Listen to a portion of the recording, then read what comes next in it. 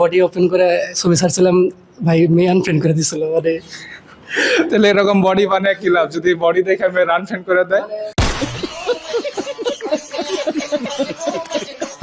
আচ্ছা, তোমার এইরকম বডি বানাতে কতদিন সময় লাগছে?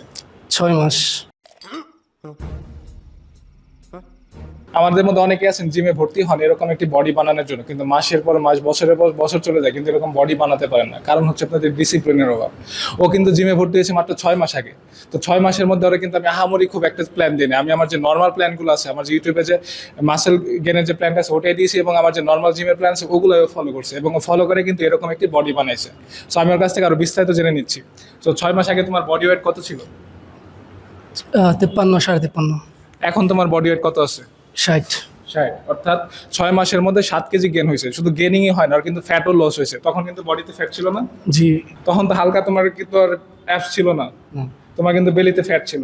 এই ফ্যাটগুলো চলে গেছে না? হ্যাঁ, আচ্ছা, ও কিন্তু নর্মালি ট্রেনিং করছে। শুধু নর্মাল ট্রেনিং করে কিন্তু শুধু ডিসিপ্লিনের কারণে এরকম হয়েছে, কারণ ওর যে ডায়েটটা ছিল, ডায়েট প্ল্যান ঠিক ছিল।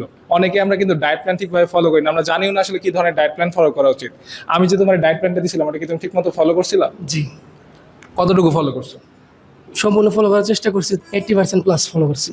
সো 80% ফলো করছে দেখে কিন্তু এরকম রেজাল্ট পাইছে।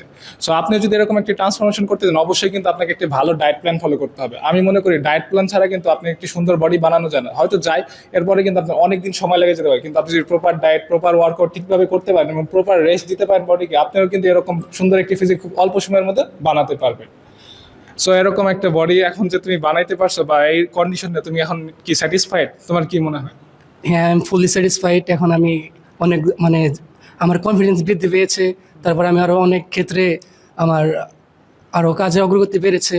আমি আরও আমার মূল কারণ হচ্ছে আমি অনেক পোশাকে ফিটিং লাগতো না, এখন পোশাকগুলো ফিট লাগে, এজন্য আমার কনফিডেন্স বৃদ্ধি পেয়েছে। আমার খুব ভালো লাগে, নতুন পোশাক ট্রাই করতেছি আর কি। এটাই আর কি নিজেকে এটা সব সম্পূর্ণ নিজের জন্য গড়ে তোলা একটা জিনিস। কারো বুঝতে পারছি। আচ্ছা, তোমার ফ্রেন্ড সার্কেল যখন তোমার এই অবস্থায় দেখে তখন তারা কি বলে? তারা বলে যে প্রথম প্রথম তো অনেক করতো, পিঞ্চ মারতো। তারপরে যখন আস্তে আস্তে ফলাফল দেখতে পেয়েছে তখন তারা আসলে নিজের থেকে অ্যাপ্রিসিয়েট করা শুরু করছে, এবং তারাও কি আমার মাধ্যমে তারা জিমে ভর্তি হওয়ার জন্য আমাকে বলেছে। এখন কি কোনো মেয়েটে মেসেজ দেন এরকম বডি দেখা? যখন ভাই প্রথম এই বডি ওপেন করে ছবি ছাড়ছিলাম, ভাই মেয়ে আনফ্রেন্ড করে দিছিল। তাহলে এরকম বডি বানায় কি লাভ যদি বডি দেখে মেয়ে আনফ্রেন্ড করে দেয়? বলে না লজ্জা সরম এমনি বডি বে করে রাখছে, কিন্তু এটা তো আমার গেইন, এটা আমার কষ্টের ফল, এটা তো আমি শো করবোই। সমস্যা নাই, আপনি মেয়েদের জন্য তার বডি বানাইতেছেন না, বডি বানাইতেছেন নিজের জন্য, নিজের স্যাটিসফ্যাকশনের জন্য। সো এরকম যখন আপনার ফিটনেস ভালো হয়ে যায় তখন কিন্তু আপনার কনফিডেন্স লেভেল অনেক বেশি বেড়ে যায়। তখন আপনি যে কোনো জায়গায় কিন্তু নিজেকে কনফিডেন্ট ফিল করেন, এবং সেই সাথে কিন্তু আপনার নিজের মধ্যে ভালো লাগাও কাজ করে। তাই আমি বলবো যারা বাড়িতে বসে আছেন, ব্যায়াম করেন না, তারা জিমে ভর্তি হন। জিমে ভর্তি হয়ে নিয়মিত ডায়েট প্ল্যান এবং ওয়ার্কআউট প্ল্যান ফলো করে কিন্তু নিজের একটি সুন্দর ফিটনেস গড়ে তুলুন, যা আপনার ভবিষ্যৎকে কিন্তু ভালো করতে সাহায্য করবে। ধন্যবাদ।